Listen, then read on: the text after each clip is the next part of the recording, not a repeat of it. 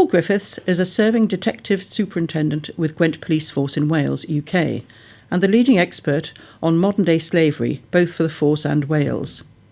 His current role, in 2015, has him taking lead responsibility for balancing police powers against human rights.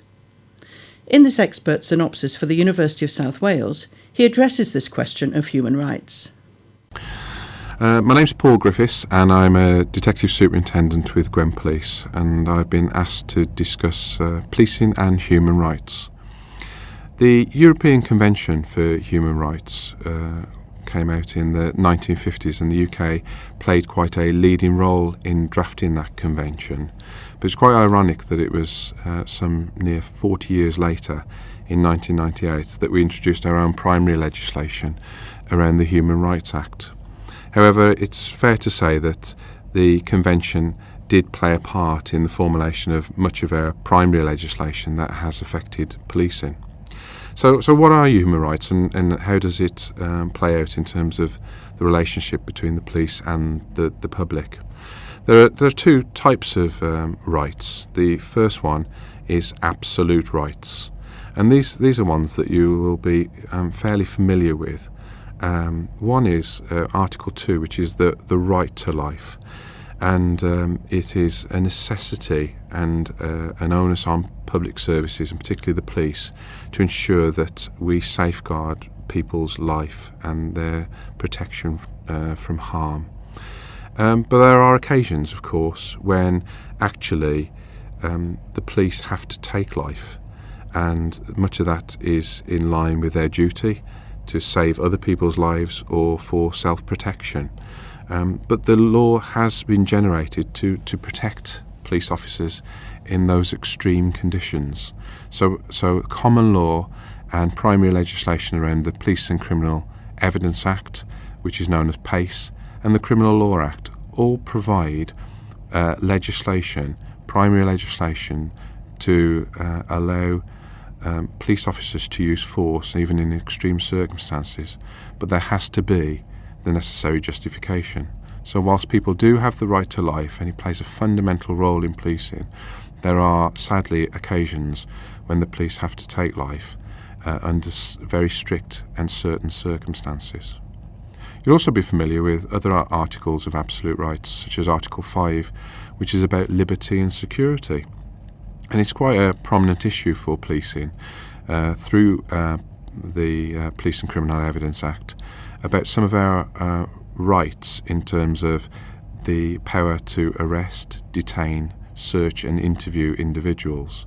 So while people have the absolute right of liberty and security, then there is that issue where primary legislation kicks in for us to exercise powers and control mechanisms to ensure the safety of the wider public and to ensure that we can bring offenders to justice. So similarly, with another absolute right is the right to a fair trial, and one that over the years has seen some media attention.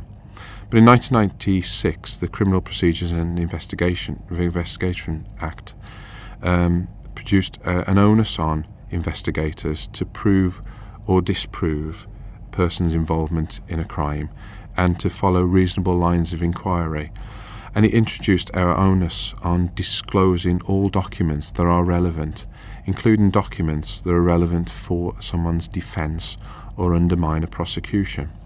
So whilst people have the absolute right to a fair trial, and that is fundamental in our justice system, it is equally important to ensure that we adhere to what the Act called CPIA and disclose all relevant documents. So those are absolute rights. But when we look at qualified rights, things get more problematic for policing. So when I talk about qualified rights, I talk about the respect for private life, the freedom for thought, for expression, and for what is described as assembly but is peaceful protest. And when we talk about people's private life, it is fundamentally important for the police to respect people's private life, but they also have to do their job. And because these are sort of lower rights, then there becomes a greater strain and tension with police powers. And we've seen that with the media, when we look at the freedom for the press. Now, as a police officer, it is fundamentally important in our society for the freedom of the press to report on matters. And I think that's of massive importance to our society. But we do know there are times that journalists commit crimes during the course of their journalism, or cross the line in terms of how they challenge or deal with difficult societal issues. And that's where, when the police go to investigate such matters, it's so highly inspected in terms of us safeguarding the right of free press, but also ensuring that we do our job and ensure that if there are any offences that are committed by any journalists, that these are fully investigated and brought to the Crown Prosecution Service. But we also see tensions with people's right to protest. So it is not uncommon for different groups and opposing groups to protest or march at the same time. And we've seen it with religious groups, and where there are groups from the far right who each have a right to protest, and that police are very guarded to ensure that people have the right to protest. And for us, it's to ensure that they can peacefully protest, and where these groups come into tension with each other or conflict with each other, that it's policed effectively. And this is where we have to balance the rights of the individuals and the rights of their freedoms, but also ensure that there are no breaches in relation to the Public Order Act or disorder. And that becomes a very challenging and difficult position for the police. And then the final area that I'd like to cover is about surveillance and our role in terms of the rights of people in terms of their private life. We are regulated in terms of their use of surveillance, but as you can appreciate, there are times where, through serious criminality, etc., it is really important to ensure that we use all of our tactics through legislation to ensure that we gather intelligence and evidence to bring offenders to justice.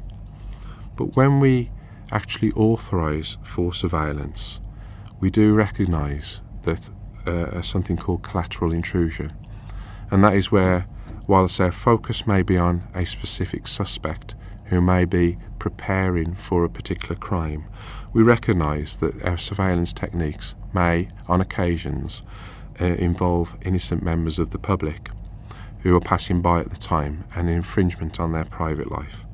And it comes down to authorising officers justifying the work and powers that they use against suspects and the effect that it has on the wider public. And I'll come to that in a minute. So what I've tried to demonstrate with human rights is that police officers have enormous powers. I have the power to take someone's liberty, to search them, their car, their home. I have the power to interview them. And I have the power to authorise for surveillance techniques, to check on phone usage, etc. And this is a complete imposition on people's private life, but it has to be justified. And that is the key, where human rights is balanced, and where I recognise that with policing there is a social there is a social context to everything that we do, and it's important to recognise the relationship between the police and the member of the public. So we have a number of principles that we adhere to ensure that we exercise our powers carefully and legally. And we make sure that any powers that we exercise where there is a breach of human rights, that we act proportionately, with accountability, legally, and the act in itself is necessary.